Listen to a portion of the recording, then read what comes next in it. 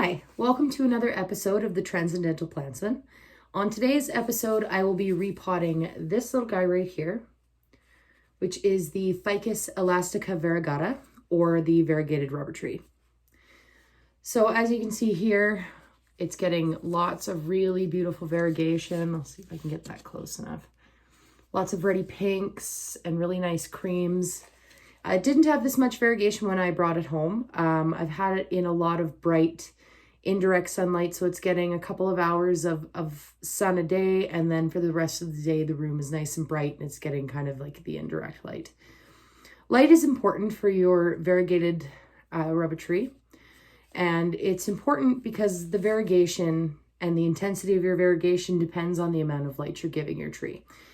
If you have too much light though, then you're going to get burning on your leaves, and we don't want that either. So south-facing is really good, maybe not directly in the window because you may get too much light, and then like I said, it'll cause burning. So try close to a south-facing window with a couple of hours of direct light a day, and then some nice bright diffused light for the rest of the day and warm temperatures.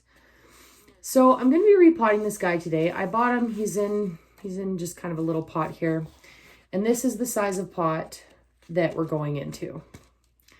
It's about 3 inches bigger. I generally go with 2, but the Ficus Elastica does get quite large.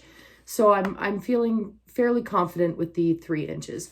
Now, so the reason I'd like to go generally with the 2-inch rule is because if you take a plant out of, say, this 4-inch pot and you go right to a 10 or a 12-inch pot, one, your plant is going to most likely go into some form of shock due to the transplanting.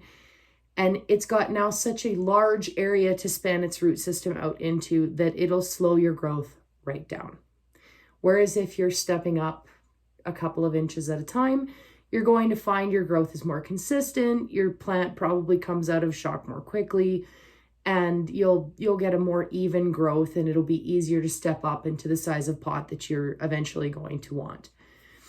So we're just going to go ahead and take this guy out of here.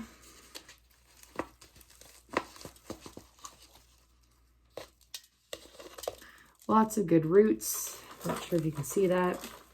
So I'm just using another bowl here to slowly knock these roots off. Now, when you take these out of your pots, generally you can just kind of tap them little bits at a time and work the soil away from them. It does work better if you allow your plant to dry out for a bit before you attempt this. Wetter soil does tend to stick to the root ball more, and it's a little bit more difficult to tease your roots. And by teasing, I just mean this right here. So pulling the roots apart, slowly, gently moving the soil away from the roots until you've got the roots just about as bare as you can get them. And give her a little shake there. And then you can also have a look at the health of your roots, what kind of a system of roots it's been setting. And that'll give you an idea of how your plant is growing and if you've got any issues there like root rot or mold or anything like that. But this guy's root system does seem quite healthy. Good amount of roots there. So I've filled the pot about halfway up with just a regular potting soil mixed with perlite for a little bit more aeration. I do like to have extra perlite in my soils until, I like having perlite in soil in general because I like having the extra aeration. I do get concerned about too much compaction around root systems. So adding a little bit extra perlite to your soil generally won't cause you any harm. Okay. Now, when you're repotting your plant, you want to make sure that where the plant was sitting in its previous pot, where the ground level was in that pot, that's where you want your ground level to be in your new pot. If you go above that with a lot of plants, you will cause rotting around the stems, or you can cause other damage to your plant. So it's always a good idea to keep in mind where that plant was buried to in its previous pot and try to mimic that as much as possible to reduce the chance of damage to the lower sections of your plant. So, just going to show you this here. Okay, so as you can see, I've got the soil midway up the pot. This is about where I'm going to place the ficus.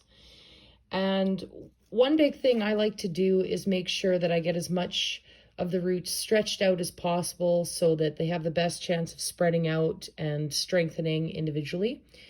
So from here, I'm going to hold this plant up and then gently rotate the pot and add soil and tap it slightly until I get the plant situated in the position that I like. I'm going to go ahead and just switch off for a second here, just because I need two hands to perform this. Okay, so now that we've got this little guy repotted, what I like to do is give a couple taps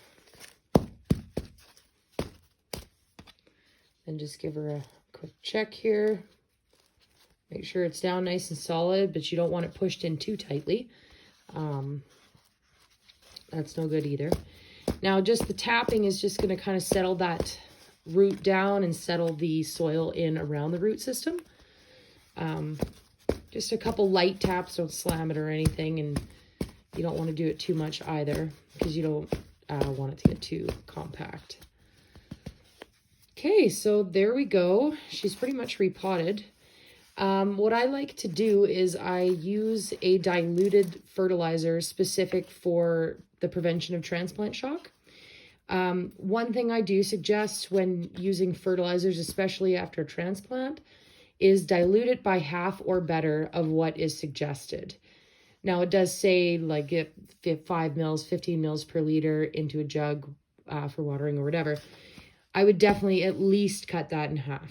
In fact, whenever fertilizing with a fertilizer that you're not used to using, or it's a new plant that you don't know exactly how they're going to react to fertilizer, less is always more. Try cutting your fertilizer back at first, cut it way, way down, see how your plant responds, and then if you get a positive response, you can up the dosage in the water from there to find your perfect amount.